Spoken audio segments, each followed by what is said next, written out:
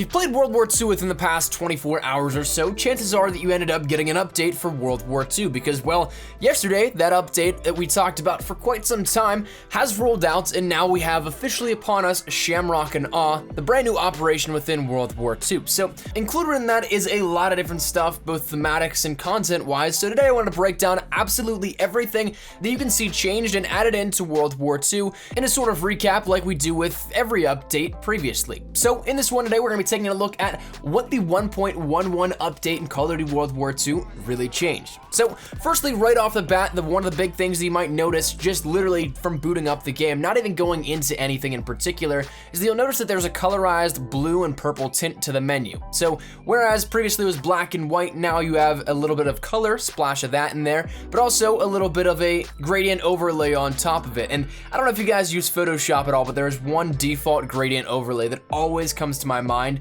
and it looks exactly like this. So completely off topic and irrelevant to the discussion at hand, but for whatever reason, I just can't get that image out of my head, that it's almost like a blanket effect where that one default gradient is added in on top of it.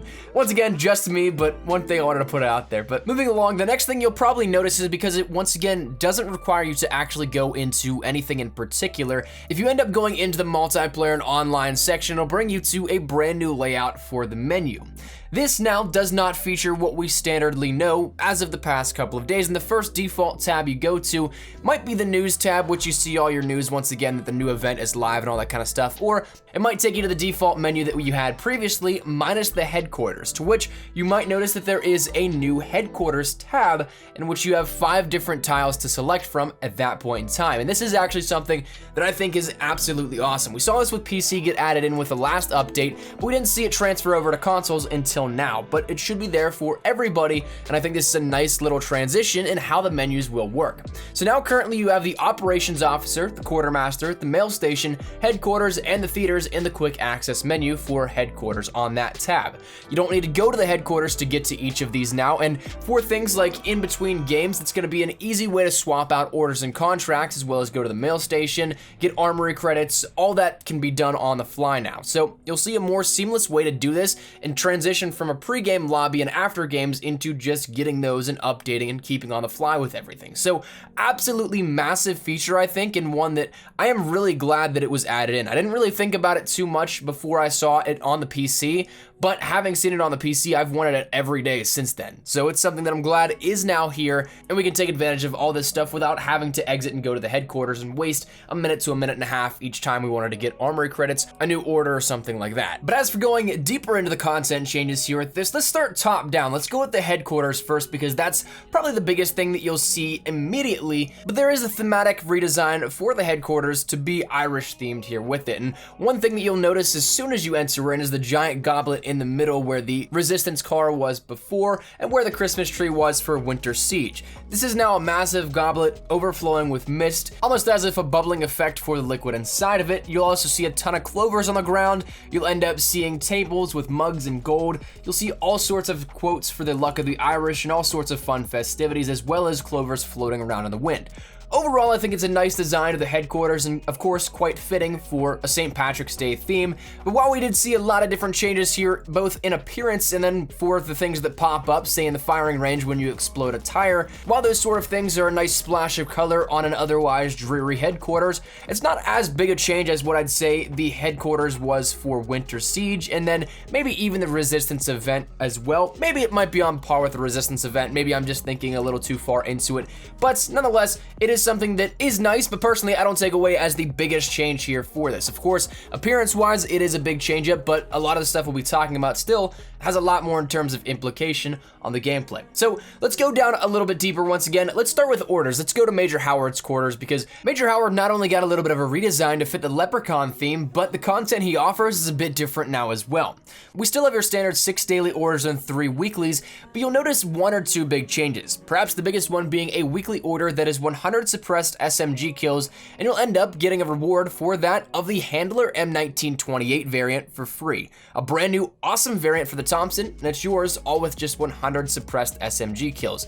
So definitely take advantage of that one. Once again, it is the weekly order, so you still have a little bit of time to redeem this if you guys have not activated already. And that's one thing also to bear in mind is as long as you have it active, it is going to be good for as long as it takes you to do it. So if you activate it, say today, and don't complete it for another 2 weeks, you still can end up getting that reward. So make sure you take advantage of that, activate it as soon as possible, because it's definitely an awesome looking variant. As well, the social score orders, well, now they're 250 social score instead of the standard 25 that we've known for a while. So that's a huge increase and a huge step in the right direction in my books for making the social ranks accessible to more people. Definitely good look on that one.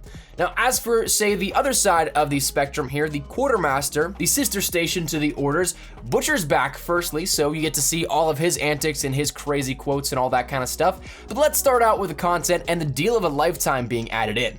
10 rare supply drops for 2,000 COD points. Yeah. Okay.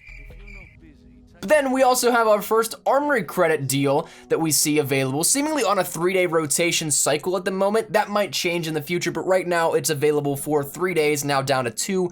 As of recording this, it was 3, so we did lose a little bit of time in translation there. But this one is an epic uniform bribe for 8,000 armory credits, which to me is no deal on that one, but if you got the armory credits to burn and want to get an epic uniform, well, the option's there if you guys want to.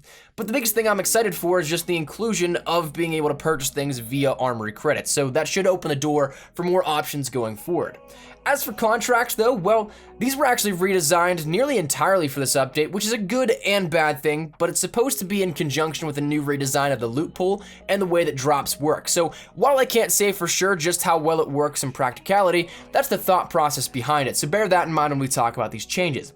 Firstly, you have the contracts for DLC weapons now. As of getting this footage, it was the Sten. I'm not entirely sure if it will refresh by the time you see this, so that's a different weapon for a different day, but it's now looking like the rotation can be seen on the contract side as well that we saw compared to the special orders beforehand. But 4,000 armory credits and nearly an hour and a half to get 15 headshots, that's what can get you the Sten. That should all but guarantee you the weapon, but make sure that you end up actually going for those headshots, because I know that sometimes when I try and go for those headshot contracts, it gets away from me and I don't end up pushing myself to do them, and I might end up actually either narrowly getting it or narrowly missing it. But make sure that you do actually try and push yourselves for those headshots, so those 4,000 armory credits aren't just lost. Also, I think it's a huge thing to note that the reward is just the base Sten here. I personally found this to be something of self-explanatory, but I ended up seeing a surprising number of comments and threads on different social medias saying that they spent the 4,000 armory credits thinking they could get a variant out of this as well when completing it, but when they did, they got nothing new, so they essentially just lost the 4,000 armory credits.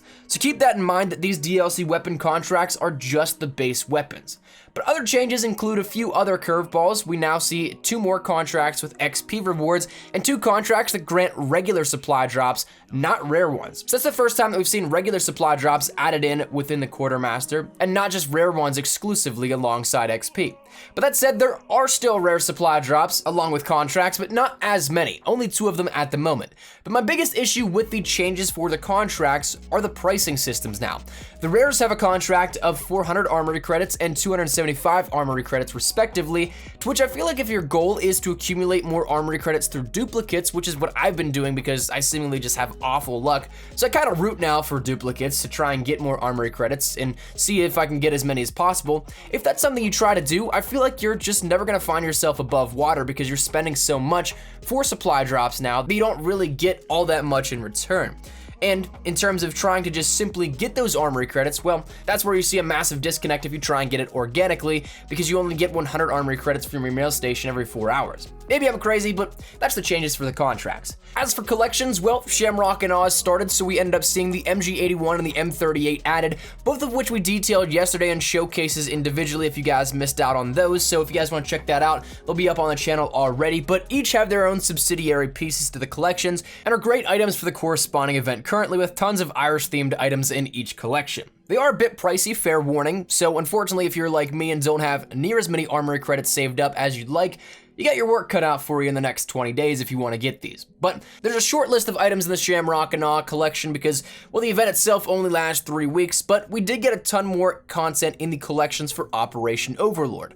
The first thing you'll probably notice if you switch over to this is you have a ready-to-collect queue for some of them, in which it's already stuff you've unlocked. I don't know why it's being showcased now, especially in my case. I know that I had these things for a long time. Maybe it's just a formality thing, but honestly, I'm just not sure. You'll have that pop up, though.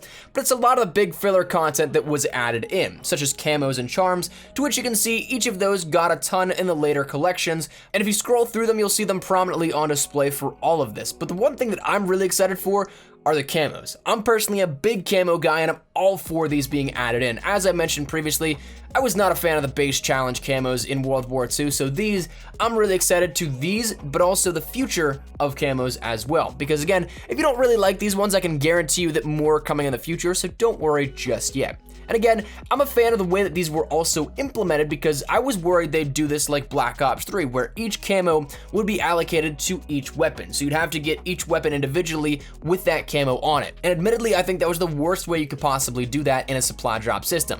But it is like Modern Warfare Remastered, where if you have a camo unlocked in supply drops, it's for an entire weapon classification, like rifles, like snipers, like melees, that sort of thing. So granted, I'd still like it for you to only get it once and it unlocks for every weapon, but I'll take what I can get.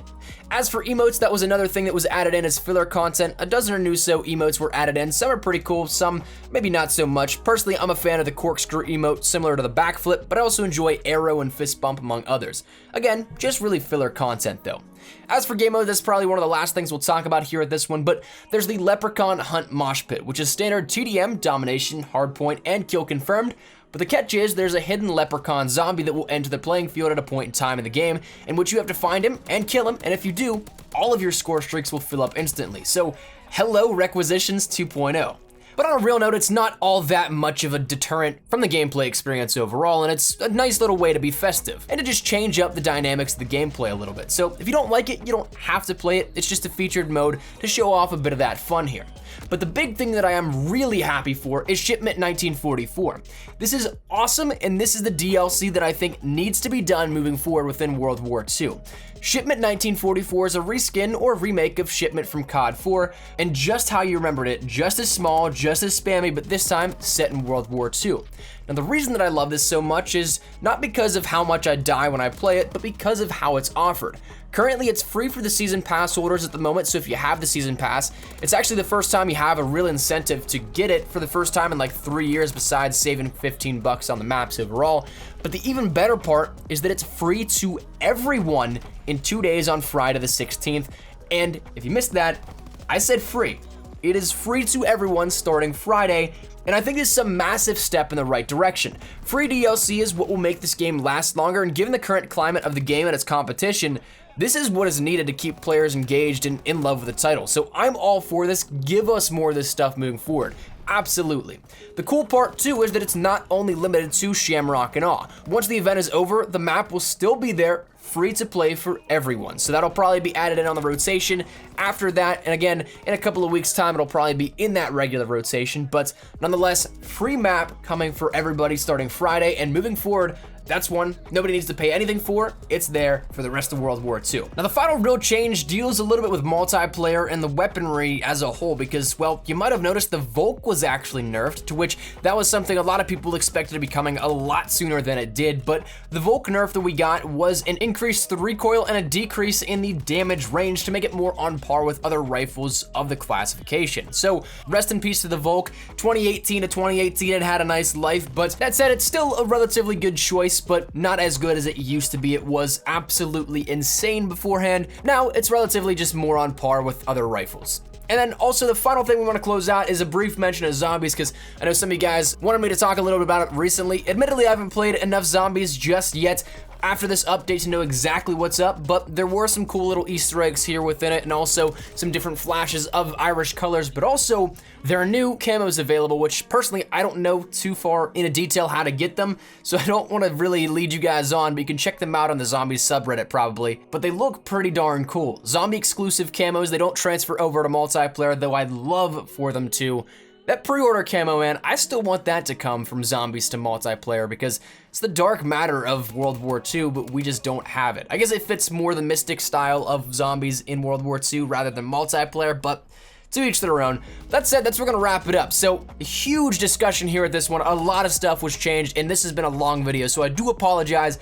but wanted to cover everything in detail here for you guys. So that said, drop your thoughts down there in the comment section down below. What was your favorite thing that was changed here out of this? Was there anything in particular you guys liked more so than other? Do you think there's something in the future you want to see changed? Whatever it may be, feel free to let me know down there in the comment section down below. But hopefully you guys enjoyed the video. Hopefully it was insightful. If it was, make sure you drop a like down below. And of course, if you guys are new to the channel, make sure you guys subscribe so you don't miss a single thing regarding Call of Duty World War II. Anything regarding best class setups, tips, tricks, updates like this, we got you covered here up on the channel. So make sure you hit that subscribe button so you don't miss a single thing. And if you guys want to follow me over on Twitter, that's the best place to get connected with me outside of YouTube. Practically live on Twitter. So if you guys want to strike up a conversation, ask me a question, whatever it may be, link is down there in the description below. And finally, if you guys want to follow me over on Instagram, trying to get more active over there as well. So if you guys want to follow on that front, that link is also in the description. But thank you guys all so much for watching. Mine is at Espresso. I'll see you guys later. Take care and peace.